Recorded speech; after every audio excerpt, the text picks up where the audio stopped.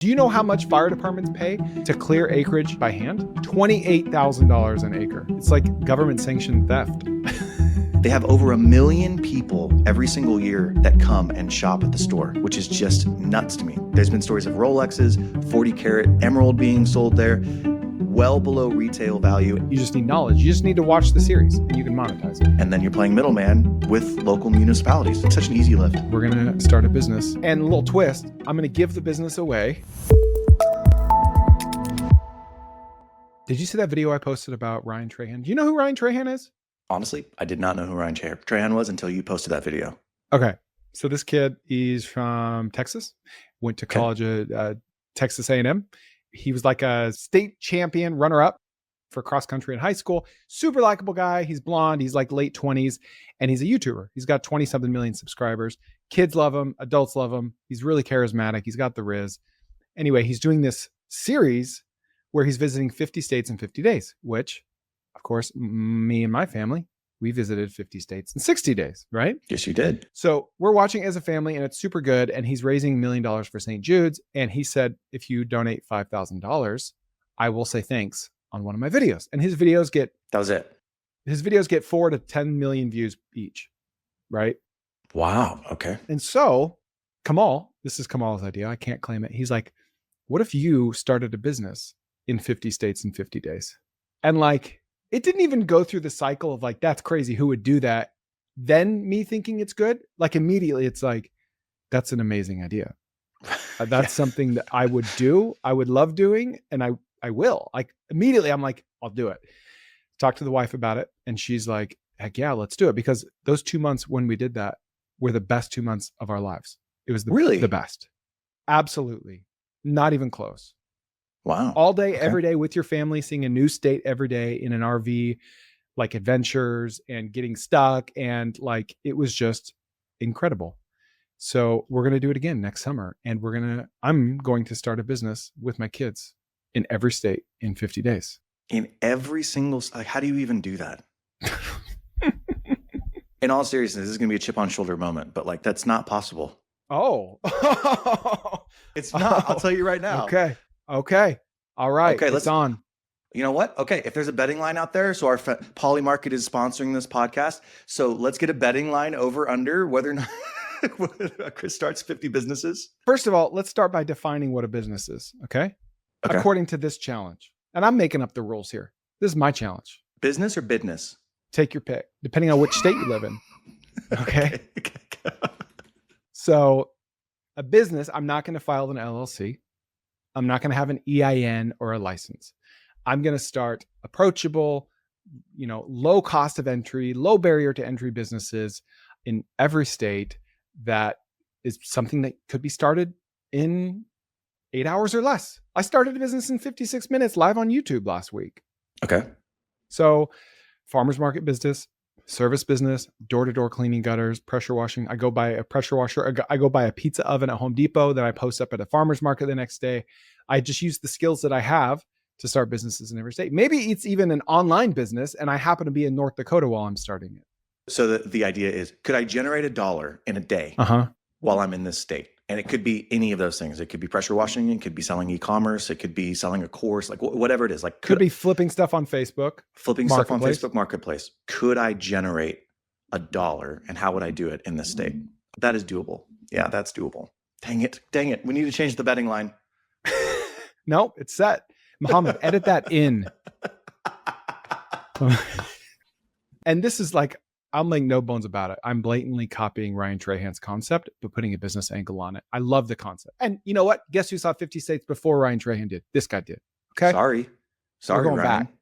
And a little twist, I'm going to give the business away, whatever you call a business. It's not going to be anything very impressive. I'm going to give it away to a local in the area. And I'm going to give him all the revenue that I generated to like help him run it as like operational expenditures. First of all, I love the idea. Second, I think you said that Ryan Trahan would have people pay him in order to get him to thank them on their videos. He raised money for St. Jude's, a nonprofit. And if you donated 5,000 or more, he would shout you out on his video. So I'm going to play this video. So this is a clip from Ryan Trahan's episode where he's thanking me. And there were like dozens of people On this one episode, this one day that donated over $5,000, I was just one of them. So here we go. $1,050. What? In 2022, our family saw 50 states in 60 days. You inspired us to start a business in 50 states in 50 days on our YouTube channel, The Corner Office. Oh my gosh. Dang, you guys took it up a notch. That's amazing. I love it. That's it. Dude. So that was like the official launch. And I had kids come up to me at church and were like, Shut dude, up. I saw you on Ryan Trahan. You're going to No see way. all 50 states? Yeah. So was that video literally just him like, hey, I'm here thanking people because they paid Yeah. $5,000? That was one of many thanks he gave out in that one episode. And that episode will still get 3 to 4 million views. It already has. Yeah. That is mind blowing, dude.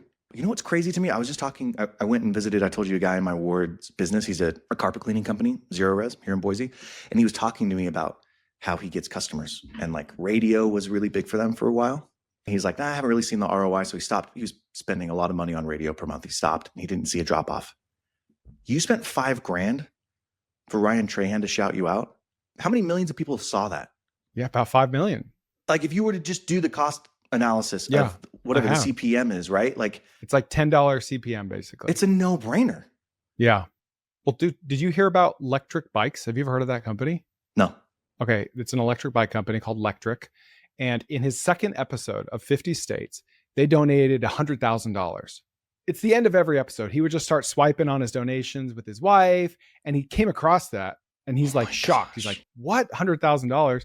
And then they showed up at his house and they gave him a bike, which he did not expect.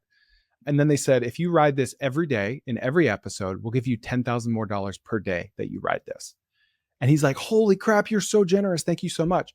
But if you add up the 250 million views that his series gets against the $600,000 or whatever they donated to him, it's nothing. Like it's pennies. And now if you go look at like electric bikes, Google Trends, keywords, backlinks, they are blowing up. They are like the de facto electric bike company now because of that $600,000 investment. I know that's not what we were planning on talking about right now, but you put out an episode that was like, if you could play the lottery for free every single time, why wouldn't you? Yeah. And you were talking about short form video, right? Like just the ability to grow an audience and outreach. To me, like that's as a creator, we're talking about like the other end of the spectrum here as someone who's buying media. It just seems that's kind of like a lottery ticket as well. I think it's a little bit less risky, but like, yeah, $5,000 for someone to see or hear about me 4 million times. Yeah. Also, like Jeez. I'm donating to like, help treat kids' cancer. Like worst case, I'm helping kids with cancer. Jeez. All right. So what do I think about your idea? Same. I freaking think it's genius. Are you thinking logistically, you could just do like the same thing in every state? You know what I mean? It's like, I'm just going to flip something on Facebook Marketplace. And so it's like, it could be a different item every single state, but it's all Facebook Marketplace based. And then it would sort of take out the mental lift every single time. Is that how you're thinking about it? Or are you thinking like, nope, it's got to be a different thing every single time? Because those are two very different lifts. I want it to be unique. I want every video to be different and unique. And ideally, I start businesses that are kind of unique to that state, but I've got 10 months to plan this. And so I'm probably going to be hiring someone like just for this project, like an assistant to call, do logistics. Because like if I'm going to Montana and I'm coming through like the southwest corner, I can't start a business way up there in Glacier National Park. It doesn't work. I have to find a business that would fit in that corner because I just don't have time to drive all over every state. I've got to hit the perimeters like we did 3 years ago as a family. So there's a ton of planning. Like I got to have plan A, B, C for each state. Because like, what if I'm going to sell pizzas at a farmer's market and then the farmer's market gets rained out? I got to have a plan B. So video's cool, but I have what scientists call a face for radio. And so what's even cooler is long form audio via my podcast and my newsletter, Nikonomicspod.com. Go there for free. Subscribe to my newsletter. It's 1 email per week. It's super tactical. And then go to my audio podcast. I do 3 to 5 episodes a week, depending on how curious I am. And it's stuff like this. It's all free. No sleazy sales pitches. Nikonomicspod.com. I think it was Sam Parr. I can't remember. But there are examples of people starting up almost like local yellow pages in their local markets. There's like a renters. I couldn't remember. Dang it. I can't remember exactly what it was. The gist is people are interested in their local markets. And so if they see a link that's like, the top 10 restaurants to eat in Boise, Idaho, or the top 10 restaurants to not Yeah, eat yeah. at in Lucas, Oh, Texas. you're talking about his roommate finder in San Francisco. That's what it was. Yeah. Yeah. Like they're going to click on those. So for this to be maximally effective for you, yeah, you do want to do all that research. It's like, okay, if I'm going to Wyoming, what are the top 10 things in that state that are going to be most attractive to those people? How am I going to get them interested in it? How do I make it unique? Like there's a ton of work for then each one of those, even if you're flipping one thing on Facebook.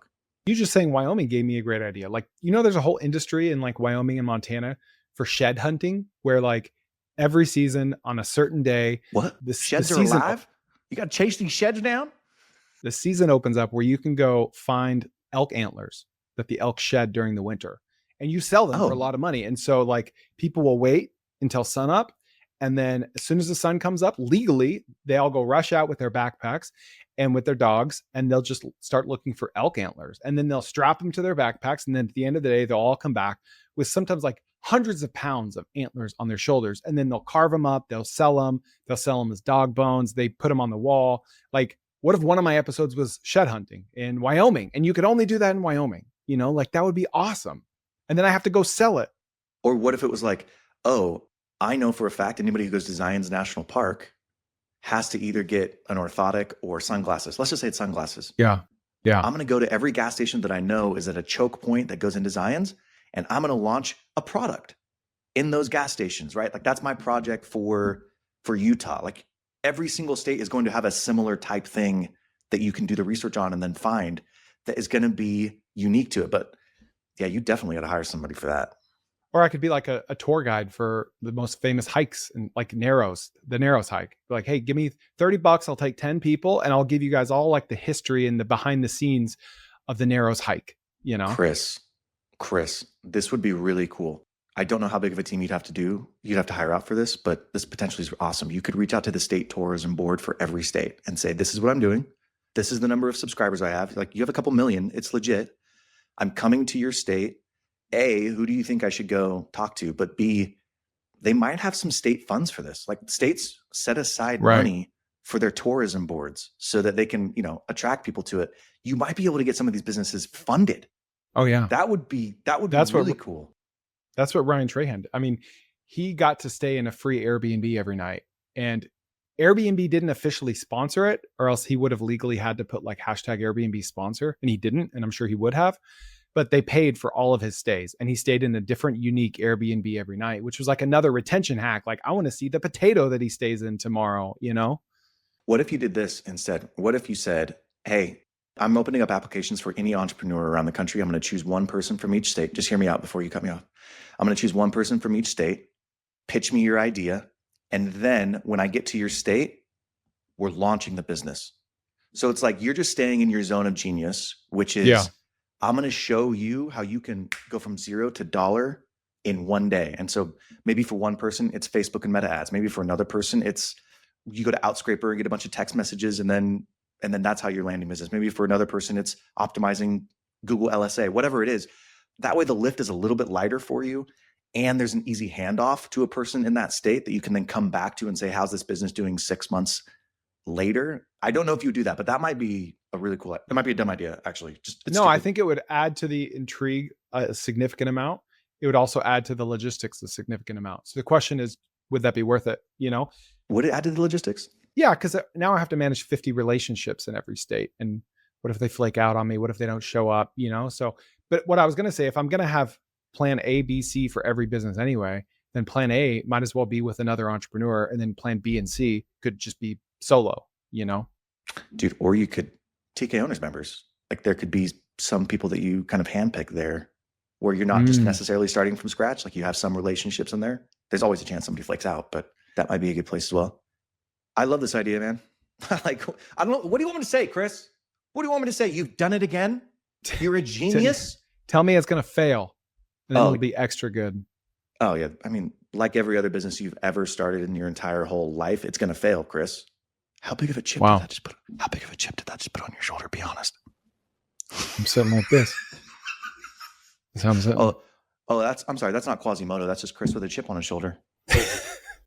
It's petty, but it'd be really cool. Take an RV, use it, And then as you're doing the 50 states in 50 days, every single day show that after you're back, right? So let's say you're in June, you open up bookings for October. And you just show every day bookings that are coming in for your RV that you're driving around. And then you look at all the people who are like, you can't start an RV rental company. And you'd be like, oh, that's so weird. I'm booked out for the next 9 months. I'm driving with my family right now. And yet I'm getting revenue up front. It's weird. It's what we call a negative cash conversion cycle. You ever heard of it? So that's summer of 2026. It's going to be awesome. We'll see. We got to do something in Idaho. Why don't we do that? Why don't we talk about some like state specific business ideas? You said you started talking about an RV and that kind of gave me an idea. You want to hear this one? Absolutely, I do. Now, you're going to have to forgive me because I'm going to talk about a state that is not our favorite, New Mexico. Oh my gosh. Okay. I'm sorry. But let me share my screen and show you why I had this idea. I have to look at it? You do. It's not New Mexico yet. Don't worry. Okay, that's fine. Do you I'm remember an old Mexico guy, but... Do you remember Napoleon Dynamite? Of course. This was the van from Napoleon Dynamite, Uncle Rico's van. Fat lord. Do you know this guy built a business around renting this van out? He bought it on eBay for 12 grand and now he rents it out and he makes good money from it. And that's his whole business. He also bought the DeLorean from Back to the Future and he rents them out. He has like these movie props, not just movie props, but like rentable movie props that he can monetize to super fans. Okay. Daddy like you where you're going with this. Okay. So then if you look over here, Breaking Bad, New Mexico, you have 3 iconic vehicles. You've got the Pontiac Aztek, you've got the Wagoneer, and then you've got the RV, right? So doesn't have to be New Mexico only, obviously, but some sort of a vehicle or a prop. There's a website called propstore.com where you can buy movie and TV store props and you can monetize them. So what do you think about this? Dude, how much money would I have to pay to throw a pizza on somebody's roof? That's what I'm saying is like that house I gets a ton of visitors. You could just post up outside that house and monetize stuff like, hey, how about I take you on a Breaking Bad tour of Albuquerque? And I'm going to show you all the scenes where this happened, that happened. You don't need overhead. You just need knowledge. You just need to watch the series and you can monetize it. Okay. So the reason that Chris and I are acting this way is because 10 years ago, 11 years ago. Jeez Louise. So 11 years ago, I was living in Dallas and ended up moving to Southern California. And Chris rode with me as I drove the U-Hauls. And so we drove from Dallas to LA and we drove through New Mexico. And Chris has always been a foodie.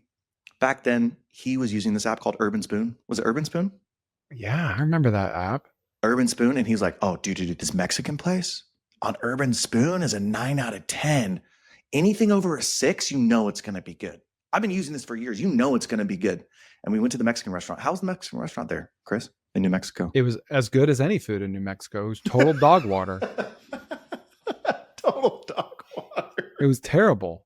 And we didn't apply the New Mexico discount to the food ratings. A 9 in New Mexico is a 3 in California. It's like, being a Boise 9 is a California 2. All right. I get it. I'm in the, anyways, but we did drive by the Breaking Bad house. And I guarantee there are people who have tried this, but I do like that idea of finding local spots that are really popular and, maybe building a tour business around it, or the experiential aspect is really cool. So the RV from Breaking Bad, what if you just bought some land outside of New Mexico and then bought an RV like that? Outside looks awful, but inside's just sick, decked out. It's fitted with air conditioning. So it's like, oh, I'm kind of living the Breaking Bad life, pulling the Cody Sanchez of like, I bought 3 acres and I threw up a glamping site on it, but it's themed. It's not necessarily just a glamping site. I think that'd be really cool. And every state has stuff like that. Every state has iconic things that people go and see. Hey, I don't know if you remember this, but when we started this podcast, we entered into a social contract. I would spend time, energy, and money producing this podcast, interviewing these individuals and giving you insights into how to build, buy, start, grow your business. And you would like, subscribe, and leave me 5-star review. Now, out of that, we both get to talk to really cool people and hear really cool insights. We both get a ton of value. But I just want to help you keep your word. So would you do me a favor? Will you go leave a 5-star review for me on Apple or Spotify? It would really help. And if you want, even share this with a friend. This is the Breaking Bad house. It sold earlier this year for $4 million. It sold due to increasing attention to the house. Basically, the people living in the house had a miserable life because they had no privacy. But it's like the fair market value for this house was like $500,000 or $600,000, and it sold for $4 million because it's the Breaking Bad house. So, do you think you could just put ads on that house? I think there's a lot of stuff you could do. I actually tweeted about this when it first went up for sale. It's not in an HOA. I'm sure they're going to like just give tours, like guided tours for a fee. I interviewed a guy on my podcast over a year ago who lives in the flight path of LAX. Ooh. And for his business, on his roof is advertising. It's like but he's advertising for his business. And I can't remember the exact stats, but he tracks it because it's a specific link that he only has up for that flight path. And he's like, yeah, I mean, it's worth hundreds of thousands of dollars a year in advertising for me. That's amazing. Isn't that cool? This house made me think of a different framework. It's like these people had been very public who lived in it before about how miserable their life was. Stop visiting our house, leave us alone, quit throwing pizzas on our house. There's two ways to look at it. One is like, we were cursed.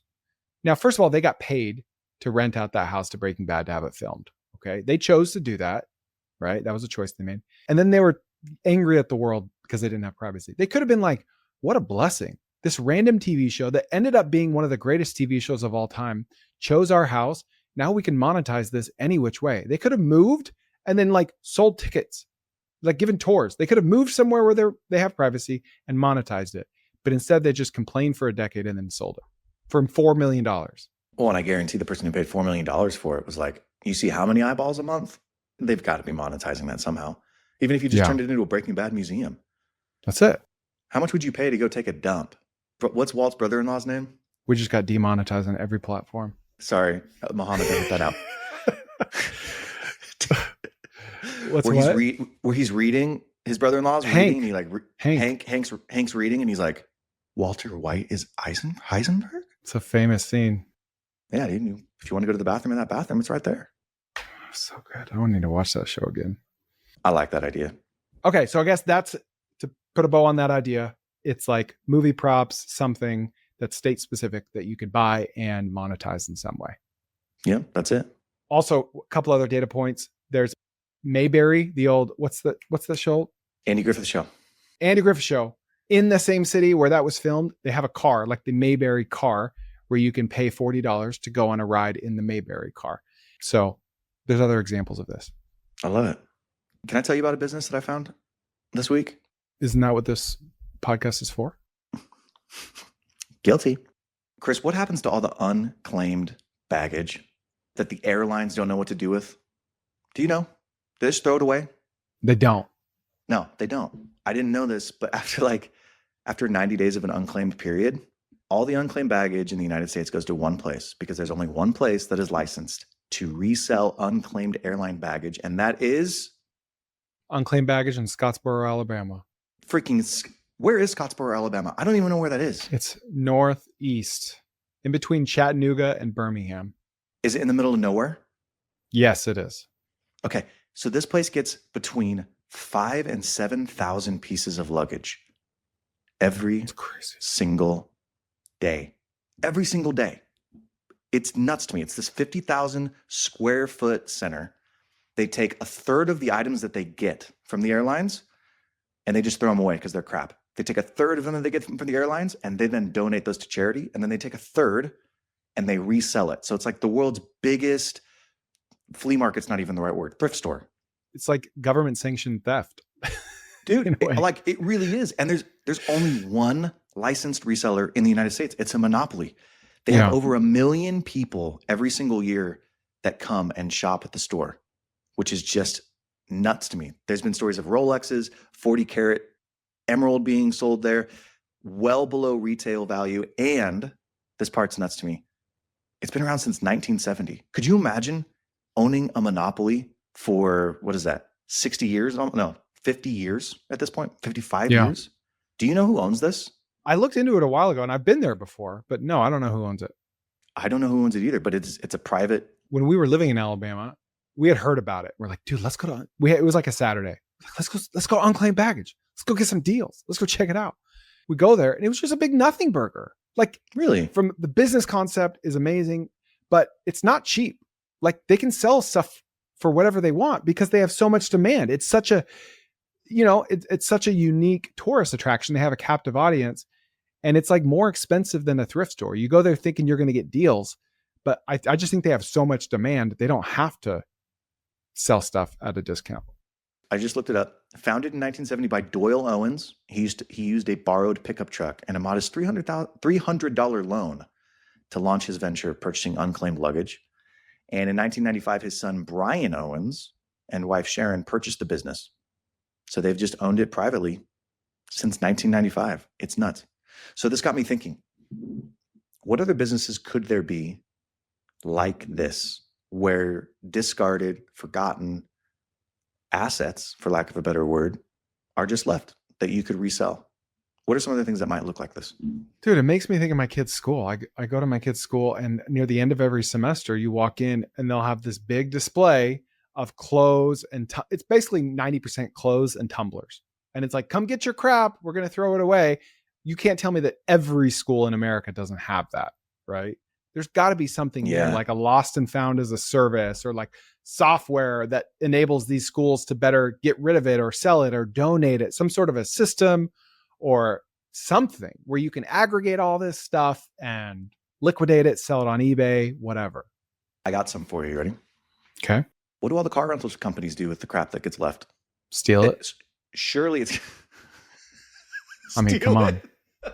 Dude, if you're cleaning out a car and you're paid $17 an hour, you find an iPhone under the seat, you're not putting that in your pocket. Come on. No, but in all seriousness, it's going to be the same problem as airlines, right? They're going to have items that are left behind. I have no idea, but that could potentially be a business that is very similar to this. Hotels, obviously hotels are going to be in a very similar situation, right? Basically anything around travel. Airbnbs, maybe there's somebody who owns 100 Airbnbs that they license out to a property management company. You could get in touch with some property management companies and say like, hey, I'll buy any left behind items off of you at a discount. Because literally, what do they do with them? They're, like you just said, they're probably either throwing them in a box, or they're like, oh, maybe we could sell this on eBay. Yeah. But if somebody came to them and said, no hey, system for that, I'll buy your junk from you at a discount. Here's the cash. And then they wipe their hands from it and they go. There's something there. Someone's going to do something there. They should. Anyways, I like that one. It's a good one. All right. I'm going to give you a choice. You choose your own adventure right here, Nick. Okay. You ready? I'm here. I'm in. Just like the parable in the Bible of the goats and the sheep, I'm going to give you an option. Goats or donkeys? Which way are we going? Goats. Okay. You ready? I took everything I had to not swear. Oh, just want you to know that. that. Gosh. That's what you were doing. That makes sense. I just want you. Thank you. To know You've that. given Muhammad enough to edit out. So. Okay. Did you know that goats as a service, is a thing, and it is quite profitable, especially in California, our country's biggest state by population? Goats as a service? What is goats this? What as a service for two reasons? Oh, really? You could use goats for three reasons. Wildfire prevention. They eat out all the underbrush, because I've owned goats. I've had goats in my backyard. They don't like the grass. The cows like the grass. The goats like the weeds. They go to the weeds first, right? So if you let a bunch of goats loose in an overgrown lot, as long as you fence them in, they will eat those weeds in a matter of seconds, right? Enough goats. They will eat it up. So there are businesses in California that offer goats as a service for brush clearing and for wildlife prevention. And so fire departments will hire them and pay them $500 to $1,000 an acre to load up their animal trailer full of goats, release them, put up some temporary electric fencing, and clear land. And then they'll come back and get them. $1,000 an acre. Do you know how much fire departments pay to clear acreage, like manually by hand, as opposed to $1,000 an acre? No, $28,000 an acre. $28,000. How do you know this? That's like a number that's readily available? I've looked it up. The freak? $28,000 an acre? According to calmatters.org, according to a nonprofit California website. Oh, so this is 42,000 square feet. It's estimated $28,000 to clear an acre.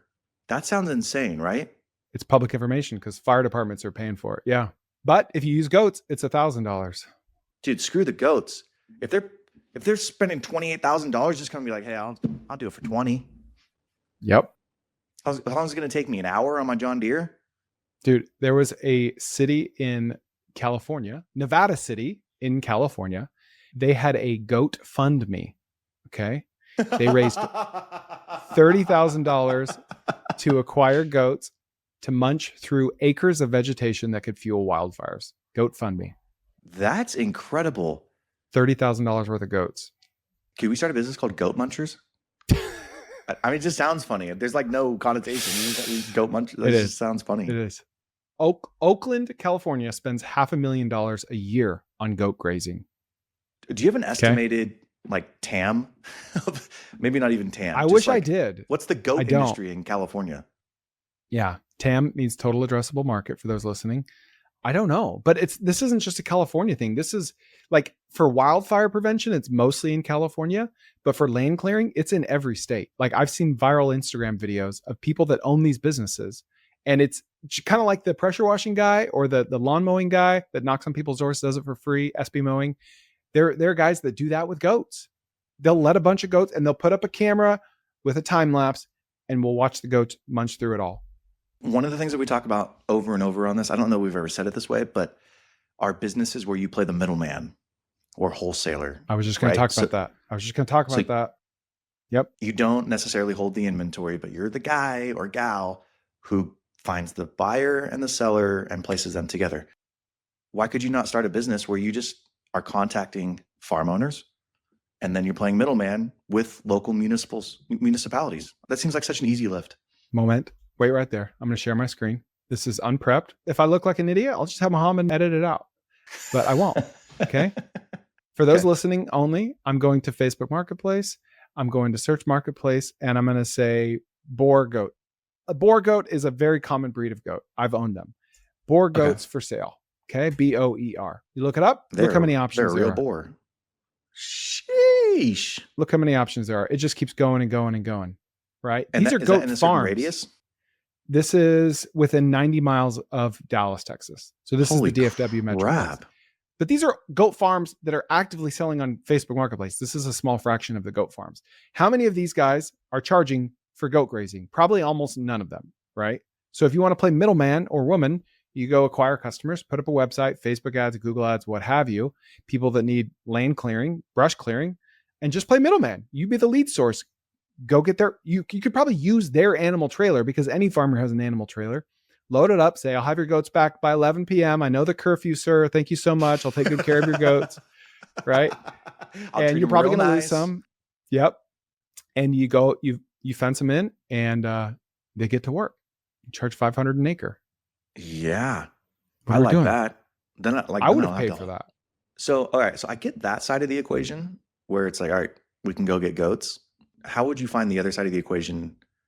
Like the demand side, right? I'm guessing the county of Oakland or the city of Oakland in California, those are city or county contracts. It's probably going to take a while. They probably have to go through a competitive bidding process. Yeah.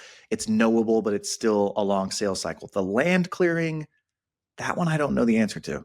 I wouldn't worry about the government contracts, like you said, because it's so hard. I would just go the forestry mulching route. Like the dude I interviewed who has a forestry mulching business in Cincinnati. He uses Facebook ads. That's it. He spends $23 for a lead. He closes 49% of all his leads. His average job size is $3,100. So he spends $46 to acquire a $3,100 customer. Just do the same playbook, except your videos spread even more organically because it's more viralable than a bobcat munching down a tree. It's a goat munching down trees. You do even better. So you would target landowners on Facebook. Yeah. What this guy does is he uses meta ads only to zip codes that have rural, like large tracts of land, 35 years and older, and people that show an interest in tractor supply. Those are landowners. That's his whole strategy. So I do that with goats. You don't need to have a farm. You don't need to buy the goats. You just borrow them. It's a simple borrowing of a goat. We've all been there. All right. Hopefully you liked that episode. And if you've made it this far, you're either really committed or you're stuck doing yard work and you can't actually skip on your phone. So while I have you, the show is growing, but I have a favor to ask of you. Will you please help me grow the show? I want to reach more people. There's a couple things that you can do. Like and subscribe is the simplest thing. Obviously, you want to get notifications for when the next episode is coming out. But if you go the next step, will you leave me a review? 5-star on Spotify or Apple. What that does is it tells the algorithm that, oh, hey, this is a high value podcast because more people are leaving reviews for it, and it then pushes it out to more people. So that's why when people are like, will you like and subscribe and put a 5-star rating? It's not just to make themselves feel better. It's actually to get more exposure for the show. So if you do that for me, I would greatly appreciate it. And I'll see you next time.